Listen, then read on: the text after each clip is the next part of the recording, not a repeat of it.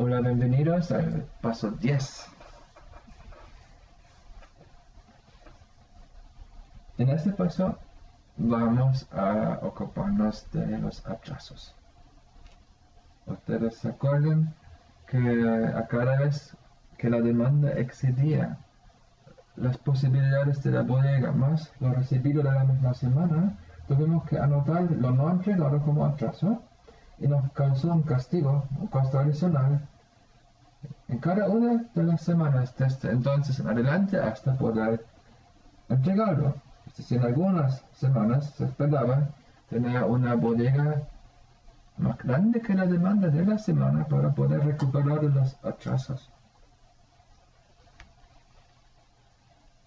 Esto en el panel del juego no tenía una representación directa, pero en los formularios, en las planillas que ustedes llevaban, sí. Era algo como un anti-stock. Y así lo podemos formular. ¿Sí? Podemos depositar un stock y lo llamamos atrasos. Atrasos. Que si no hay otra cosa es 0,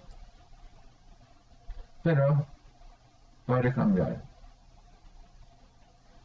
Entonces, cambio de atrasos. Y lo digo expresamente cambio, no aumento o disminución, porque vamos a utilizar un mismo flujo para agregar atrasos y deshacernos de atrasos, ya que esto siempre se hace en la semana. ¿Sí? No es un proceso con diferentes velocidades para agregar y para quitar.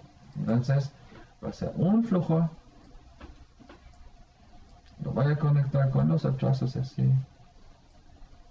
Darle vuelta un poco a la flecha y llamarlo cambio atrasos.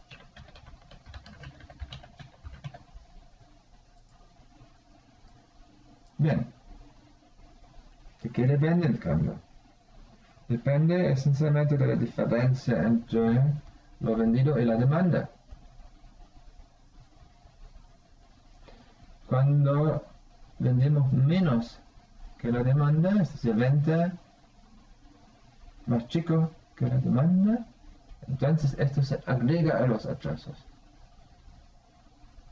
Y si es que tenemos atrasos y la bodega nos permite vender más que la demanda, podemos vender entonces más que la demanda y en este caso se reduciría los atrasos, es decir, cambio de atrasos negativos. Es decir, cuando venta es más grande que demanda, flujo negativo. Cuando demanda es más grande que ventas, flujo positivo. Con esto en la mente, podemos formular una variable intermedia que dice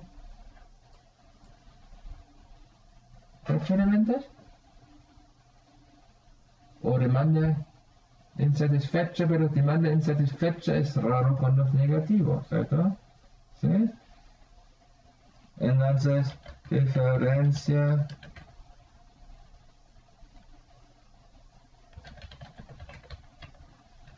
demanda ventas. Así no tenemos el drama de interpretar el nombre. Lo que sí voy a desactivar la parte chart aquí, porque estamos muy llenos. Conectemos con flujos de información.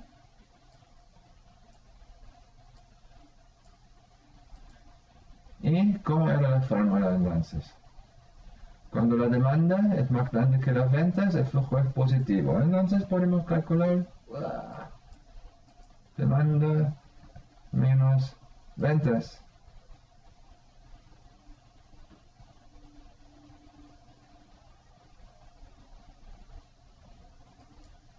Y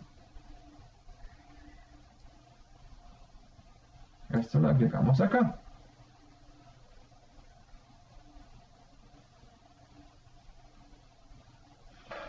Ya vamos a ver si funciona. ¿Hubo atrasos alguna vez? No lo sabemos todavía. Entonces, podemos partir con decir que sea la diferencia.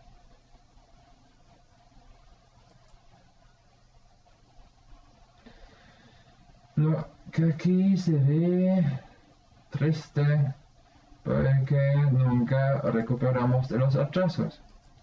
No se preocupen, esto es solamente porque hasta este momento nunca hacemos ventas de entregas que incorporan esta demanda adicional que son los atrasos. Incorporemos esto a las ventas. Entonces ahora, si es que tenemos atrasos, estos se incorporan en la demanda. Y ya se ve diferente.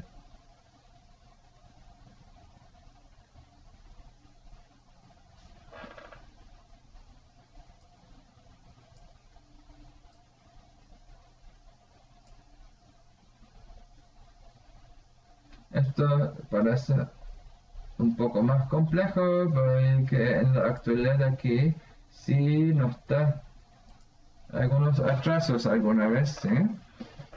Y nos demoramos en poder recuperar de esto, pero fíjense en los números, no son cientos de unidades, son algunas unidades y posteriormente ya no ocurre, ¿sí? Y las ventas entonces tienen una conducta un poco compleja porque suben más allá de la demanda en las semanas que cuando alcanzamos a recuperarnos de los atrasos, lo que se ve aquí, ¿sí? Pero otra más. Aquí estamos viendo también que alguna vez tenemos menos 4 de atrasos y eso no debe ser, no tiene ningún sentido. Entonces, ¿cómo lo podemos evitar? ¿Cómo llegaríamos a la situación de vender tanto más que los atrasos se hacen negativos? ¿Ocurre esto?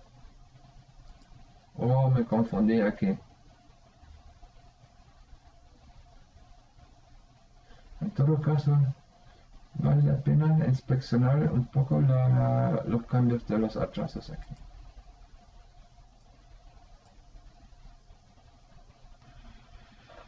Estamos empezando con un valor bien, como decía, sospechoso. ¿Por qué partimos al tiro aquí, aplicando 4? Esto parece falso. Tenemos que investigar un poco más, así que hagamos espacio acá y miremos lo que ocurrió con las ventas y con la demanda como una tabla para ver los detalles. Add table, la demanda, la venta y la diferencia. Estudiemos esto.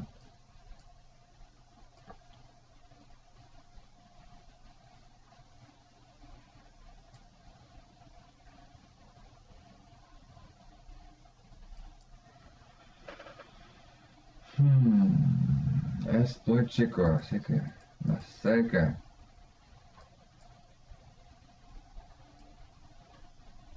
La demanda, bueno, la que conocimos, ¿sí?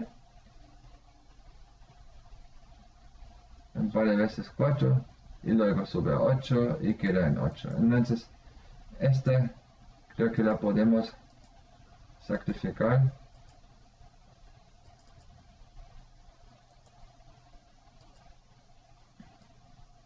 Las ventas.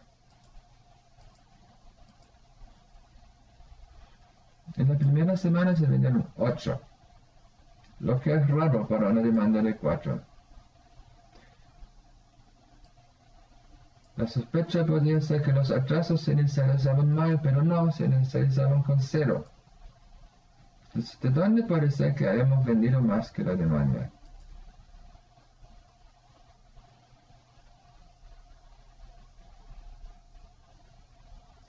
Lo más chico entre demanda y atrasos y bodega y recibido. ¿Cómo parece 8 esto?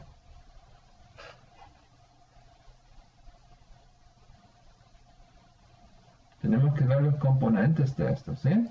Si los componentes son demanda y atrasos, vemos los atrasos en la tabla. Voy a deshacer la...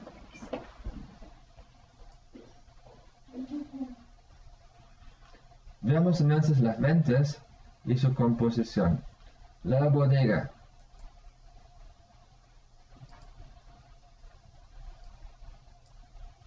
¿Qué ha hecho la bodega? Tuvimos 12 unidades y luego, bueno, se entregó mucho y llegó poco, entonces se nos bajó mucho, ¿ok? La bodega era esto. También lo recibieron. Agreguemos lo recibido.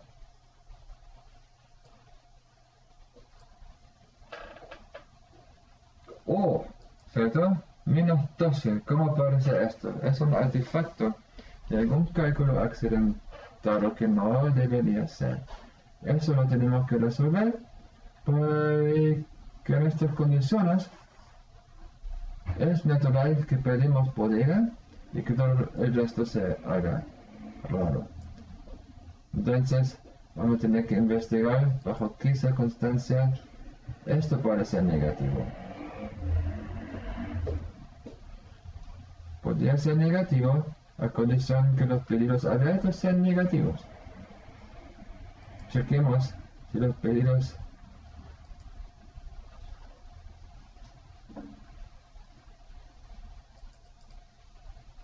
han sido negativos durante la primera vuelta de calculaciones. Aquí lo vemos todavía.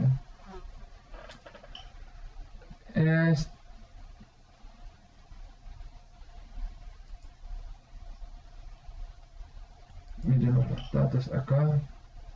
Los pedidos en curso o abiertos no han sido negativos, ¿no? Entonces,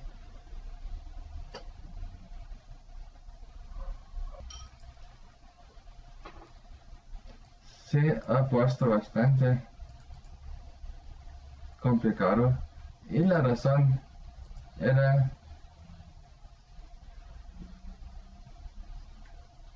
que lo recibido dependía de la demora real y la demora real cuando se formuló se me había olvidado darle su valor inicial y se quedaba sin, por lo cual la primera demora es 0. Si la primera demora es 0, es que hacemos la división por demora menos 1, entonces la demora se hace negativo y el primer flujo, por lo tanto, es completamente falso y todo lo que sigue en adelante es perturbado por este error inicial. Al decir entonces que en realidad demora parte con el valor teórico, porque al inicio, ¿por qué no sería 4? Desaparece este problema. Probaré que la tarea de llegar a tener un modelo que replica las cosas que debe replicar por las razones que deben ser, no es un proceso lineal, sino que uno recibe ciertas sorpresas en el camino y hay que rebobinar para descubrir de dónde vienen. Y si es un error en una fórmula, como acá, se corrige. Si es un error de conceptualización, hay que cambiar la estructura del modelo para sujetar el error. En la actualidad, entonces, tenemos una vez un atraso sustancial y posteriormente ya no se tiene. Se ve entonces bastante bien. Estamos casi listos para hacer experimentos de política, ¿cómo se llama esto? Para ver en qué circunstancia, qué manera de confeccionar los pedidos es la más recomendable.